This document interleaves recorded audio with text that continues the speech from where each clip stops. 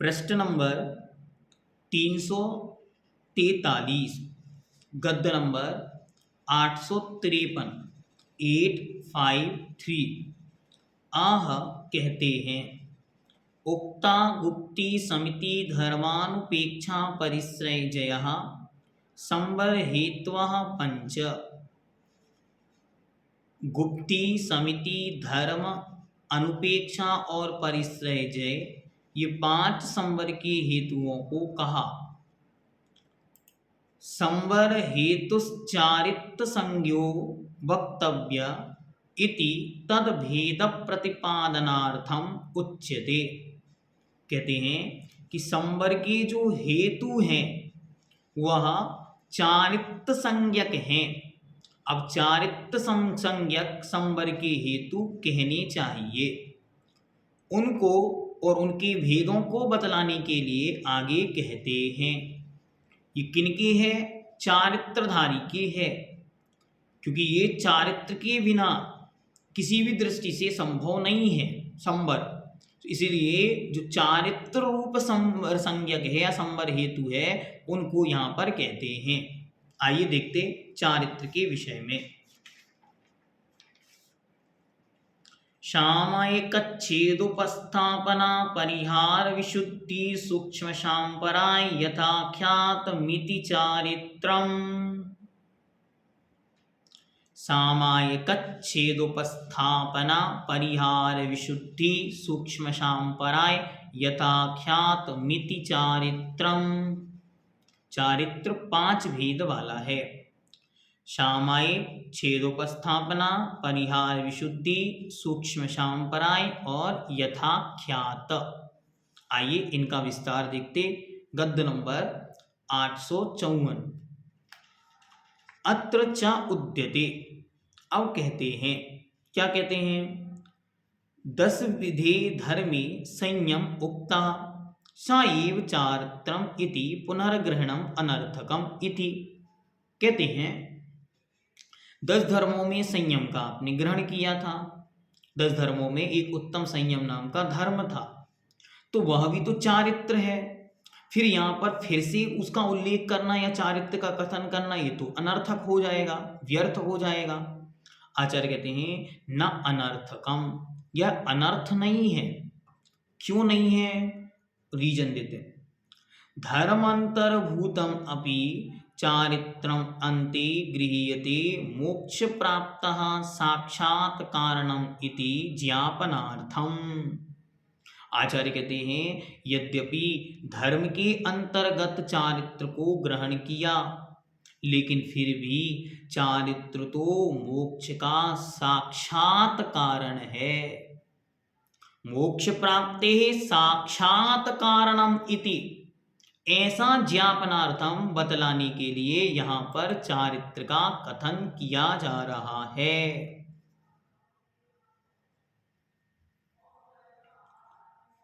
सामयिकम उक्तम, सामयिक का कथन पहले कर आए हैं।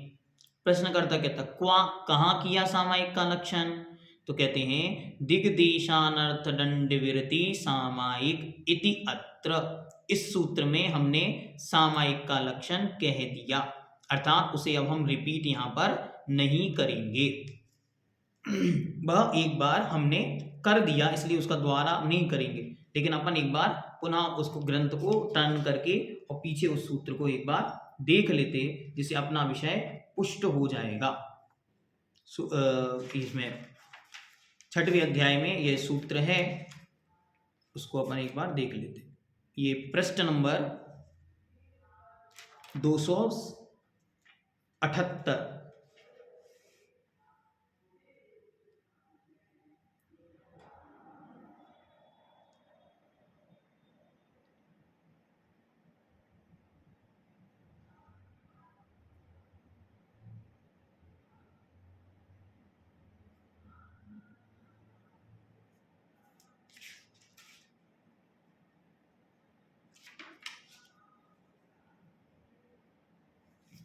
अच्छा 200 इस पे 279 पर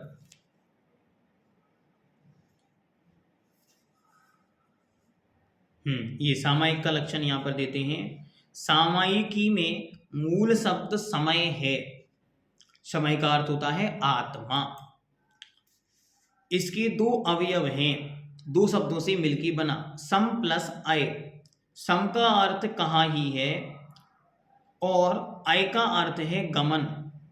समुदय अर्थ एक रूप हो जाना समय है और समय ही सामायिक है, अथवा समय अर्थात एक रूप हो जाना ही जिसका प्रयोजन है वह सामायिक है। इतने देश में इतने काल तक इस प्रकार निश्चित ही की गई सामायिक में स्थित पुरुष के पहले के समान महाव्रत जानना चाहिए, क्योंकि इसके सूक्ष्म और स्थूल दोनों प्रकार की हिंसा और पापों का त्याग हो जाता है। यहाँ पर सामायिक का सामान्य लक्षण उज्ज्वल ने कहा। अब यहाँ पर उसका विशेष व्याख्यान कर रहे, देखते। तद्द्विविधम, वह सामायिक दो प्रकार का है। नियत कालम अनियत कालम च, एक नियत काल है और एक अनियत काल है। नियत काल मतलब कुछ समय के लिए और अनियत मतलब कंटिन्यू चलने वाला। स्वाध्याय आदि नियत कालम, स्वाध्याय आदि नियत काल सामायिक है। और ईर्यापथ आदि अनियत कालम, ईर्यापथ आदि अनियत काल सामायिक है। प्रमादकृत अनर्थ प्रबंध विलोपने सम्यक प्रतिक्रिया छेदोपस्थापना विकल्प निर्वृत्ति वा। प्रमादकृत अर्थात प्रमाद के निमित्त से, अनर्थ प्रबंध का अर्थात हिंसादिक अव्रतों के अनुष्ठान का विलोप अर्थात सर्वथा त्याग करने पर जो भले प्रकार प्रतिक्रिया अर्थात पुनः व्रतों का ग्रहण होता है वह छेदोपस्थापना चारित्र है। विकल्प निर्वृत्ति वा, अथवा विकल्प की निर्वृत्ति का नाम छेदोपस्थापना चारित्र है। इन दोनों का सामान्य से लक्षण ऐसे जाने। सामायिक क्या है, तो जब जीव ने मुनि व्रत धारण किया तो उसने निर्विकल्प रूप पांचों महाव्रतों को अंगीकार कर लिया। अब पांचों महाव्रतों को अंगीकार किया, संपूर्ण सावध योगों का पूर्ण रूप से त्याग। अब वह किसी भी दृष्टि से कोई भी सावध योग धारण नहीं करेगा, किसी भी प्रकार से कोई भी हिंसा आदि नहीं करेगा, इन सबका पूर्ण रूप से त्याग हो गया। ये है सामायिक चारित्र। अब जैसे ही वह प्रवृत्ति में आया, अब प्रवृत्ति में आते ही कुछ कुछ क्रियाएं होती हैं, कुछ कुछ क्रियाएं होंगी तो कुछ कुछ दोष भी लगेंगे। फिर उन दोषों को त्यागने के बाद फिर जो चारित्र अंगीकार किया उसका नाम है छेद उपस्थापना चारित्र। छेद में पुनः उपस्थित होना, या छेद के पश्चात पुनः उपस्थित होना, इसलिए उसे दिया विकल्प की निर्वृत्ति का नाम छेदोपस्थापना चारित्र है। आगे अब परिहार विशुद्धि क्या है? परिहरणम परिहारः प्राणीवधान निर्वृत्ति, कहते हैं प्राणीवध से निर्वृत्ति को परिहार कहते हैं। तेन विशिष्टः शुद्धिर यस्मिन् तत् परिहार विशुद्धि चारित्रम, और इससे जो युक्त शुद्धि या विशिष्ट शुद्धि जिस चारित्र में होती है उसका नाम परिहार विशुद्धि है। ऐसा चारित्र जिसमें किसी भी जीव के परिहार ना हो, किसी भी जीव का घात ना हो, उसका नाम परिहार विशुद्धि चारित्र है।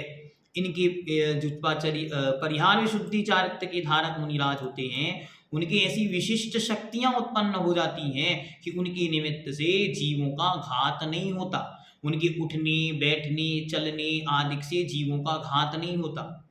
इसलिए आगम ग्रंथों में विस्तार से वर्णन है कि परिहार विशुद्धि वालों को चातुर्मास की आवश्यकता नहीं होती, परिहार विशुद्धि वालों को पिछी कमंडल की आवश्यकता नहीं होती, क्योंकि उनकी तत्संबंधी हिंसा होती ही नहीं है।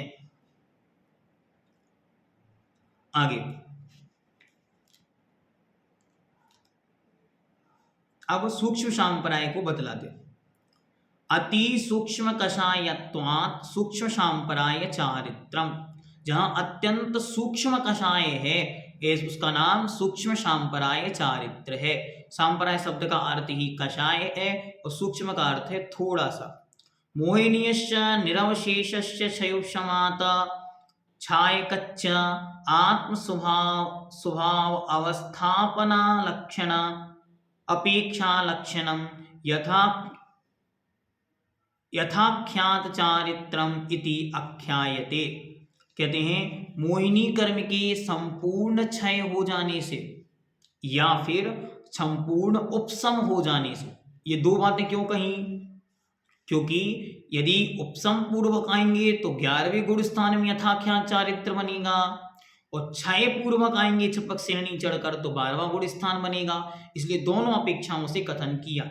जो आत्म स्वभाव में अवस्था है, ऐसा जो आत्म स्वभाव में स्थिति है या जैसा स्वरूप होना चाहिए, यथा मतलब जैसा, आख्यात मतलब कहा गया, जैसा स्वरूप कहा गया वैसा ही स्वरूप प्राप्त हो जाना, इसका नाम यथाख्यात चारित्र है। यहाँ अथाख्यात चारित्र शब्द दिया हुआ है। अब इसमें कोई विशेषता है या प्रिंटिंग मिस्टेक है, ये हमको देखने योग्य है कि अथाख्यात भी कोई नाम अन्य ग्रंथों में या शब्दों में मिलता है या फिर यहाँ पर केवल प्रिंटिंग मिस्टेक भी हो सकती है। तो क्या समझ आया कि मोहिनी कर्म का या तो संपूर्ण क्षय हो या संपूर्ण उपशम। संपूर्ण उपशम होगा तो 11वें गुण स्थान में यथाख्यात चारित्र है, और संपूर्ण क्षय की अपेक्षा 12वें, 13वें और 14वें गुण स्थान में यथाख्यात चारित्र होता है। पूर्व चारित्र अनुष्ठाई भी आख्यातम न तत्प्राप्तम प्रांग मोह क्षयोपशम क्षयोपशमाभ्याम क्षयोपशमाभ्याम इति अथाख्यायतम। अच्छा, इन्होंने अथ शब्द का ही प्रयोग किया, प्रिंटिंग मिस्टेक नहीं है ये। पूर्व चारित्र का अनुष्ठान करने वालों ने जिसका कथन किया है, पर मोहिनी के क्षय या उपशम होने के पहले जिसे प्राप्त नहीं किया, इसीलिए इसे अथाख्यात, अथ आख्यात इस प्रकार कहा गया, चारित्र कहते हैं। अब उसमें भी कुछ विशेषताएं बतलाते हैं। अथ शब्दस्य अनंत अनंत्यार्थ निवृत्ति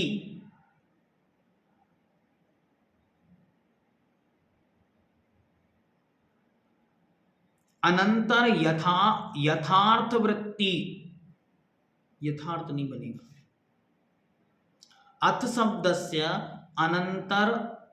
अनंतर यार्थ वृत्तित्वात् निरवशेष मोह क्षय उपशमांतर तरम अभिर्भवन्ति इत्य अर्था। कहते हैं अथ शब्द अनंतर अर्थवर्ती होने से समस्त मोहिनी कर्म के क्षय या उपशम के अनंतर मतलब उसके बाद अभिर्भूत उत्पन्न होता है, यह उक्त कथन का तात्पर्य है। कहते हैं कि अथ शब्द का अर्थ है बाद में। किसके बाद में? तो मोहिनी कर्म के उपशम या क्षयोपशम के बाद में जो होता है उसे अथाख्यात कहते हैं। वह यथात्म स्वभावो अवस्थितः तथा एव आख्यायतात्वात्, अथवा इस चारित्र का एक नाम यथाख्यात भी है। जिस प्रकार आत्मा का स्वभाव अवस्थित है उसी प्रकार वह कहा गया है, इसलिए इसे यथाख्यात कहते हैं। देखो, जितनी गहनतम ग्रंथों को पढ़ो उतना सब कुछ नया मिलता है। यद्यपि मैं पूर्व में 2-3 बार इस ग्रंथ को पढ़ चुका हूं, लेकिन अभी तक मेरे स्मरण में ये विषय नहीं है कि यथाख्यात का दूसरा नाम अथाख्यात भी है। लेकिन आज आप लोगों को पढ़ाते समय ये विषय निकल कर आया और इस स्मरण में अब सदा बना रहेगा कि यथाख्यात का दूसरा नाम सर्वार्थ सिद्धिकार ने अथाख्यात भी रखा है। इसीलिए पढ़ने से ज़्यादा पढ़ाने में बुद्धि चलती है। इसलिए जितनी मेहनत आप लोग 100 लोग करते हो उतनी मतलब मैं 100 गुनी अधिक बुद्धि से कार्य करता हूँ, ये यहाँ पे स्पष्ट होता है, क्योंकि वो विषय स्मरण में स्मृति में बना भी रहता है। आगे देखते, इति शब्दः परिसमाप्तौ द्रष्टव्यः। सूत्र में आया हुआ इति शब्द जो लास्ट में चारित्रम मिति शब्द आया है वह परिसमाप्ति अर्थ में लिया जाना चाहिए। ततः यथाख्यात चारित्रात् सकल कर्म क्षय परिसमाप्तिर्भवति इति ज्ञाप्यते। कहते हैं कि इससे यथाख्यात चारित्र से समस्त कर्मों की परिसमाप्ति हो जाती है, अंत हो जाता है और मोक्ष की उपलब्धि हो जाती है। इस प्रकार इति शब्द से जानना। सामायिकादिना नाम आनुपूर्व वचनम उत्तरोत्तर गुण प्रकर्ष ख्यापनार्थम क्रियते। कहते हैं इनमें क्रम ऐसा क्यों रखा कि सामायिक, छेदोपस्थापना, परिहार, विशुद्धि आदि। तो कहते हैं उत्तरोत्तर गुण के प्रकर्ष का ख्यापन करने के लिए सामायिक, छेदोपस्थापना इत्यादि क्रम से नाम का निर्देश किया है। इनमें उत्तरोत्तर गुणों में और वृद्धि होती हुई चली जाती है। विशेषार्थ चारित्र्य है एक प्रकार का होकर भी उसके 5 भेद विवक्षा विशेष किए गए हैं। सामायिक में सर्वसावध की निर्वृत्ति के परिणाम की मुख्यता है, जो हमने आपको पहले बताया, संपूर्ण पापों का एक साथ त्याग कर देना। छेदोपस्थापना में चारित्र्य में लगने वाले दोषों के परिमार्जन की मुख्यता है।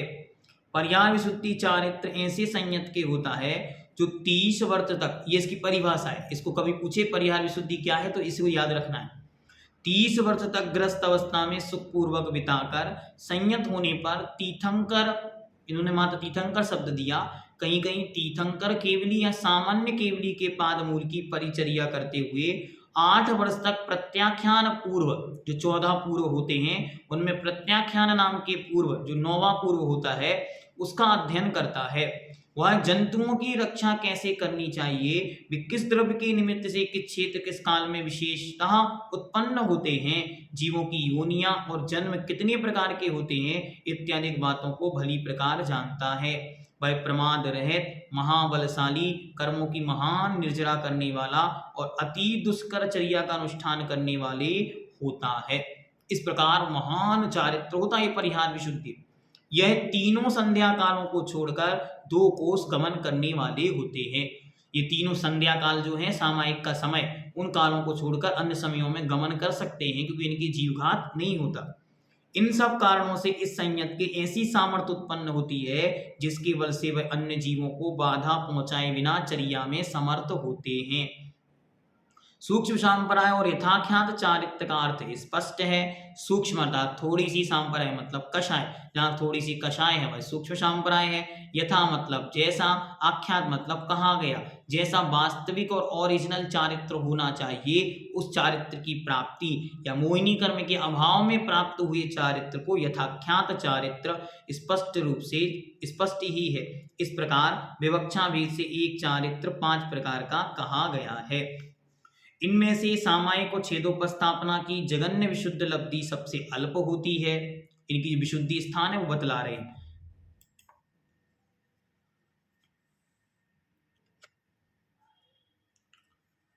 इससे परिहार विशुद्धि चारित्र की जगन्य विशुद्धि लब्धि अनंत गुणी होती है। इनसे भी अनंत गुणी परिहार विशुद्धि की, उससे इसकी उत्कृष्ट विशुद्ध लब्धि असंख्यात गुणी होती है। ध्यान से, सामायिक चारित्र वालों की जो उत्कृष्ट विशुद्धि है और परिहार विशुद्धि वालों की जघन्य विशुद्धि है वो अनंत गुणी होती है, और जघन्य से उत्कृष्ट वालों की भी अनंत गुणी होती है। इससे सामायिक और छेदोपस्थापना की उत्कृष्ट विशुद्धि लब्धि अनंत गुणी होती है, और जो उनकी उत्कृष्ट विशुद्धि है वो उससे अनंत गुणी होती है। इससे सूक्ष्म सांप्रदाय चारित्र की जघन्य विशुद्धि लब्धि अनंत गुणी होती है। इससे इसी की उत्कृष्ट विशुद्ध लब्धि अनंत गुणी होती है। इससे यथाख्यात चारित्र की विशुद्धि लब्धि एक प्रकार की होकर भी अनंत गुणी होती है। यही कारण है कि सूत्र में सामायिक, छेदोपस्थापना इत्यादि क्रम से इन 5 का निर्देश किया। पहले 10 प्रकार के धर्म का निर्देश करते समय संयम धर्म कहे आए हैं, इसलिए चारित्र का अंतर्भाव उसमें हो जाने के कारण यहाँ उसका अलग से कथन करने की आवश्यकता नहीं है। फिर भी समस्त कर्म का क्षय चारित्र से होता है, यह दिखलाने के लिए यह चारित्र का पृथक से व्याख्यान किया, पृथक कथन किया। और इति शब्द से उन्होंने क्या कहा, यहाँ अंत, संसार की भी इति अर्थात अंत हो जाता है। इस प्रकार इसको जानना चाहिए। आगे आचार्य तपों का विस्तार सा वर्णन करेंगे जिसे हम अब आगे देखेंगे।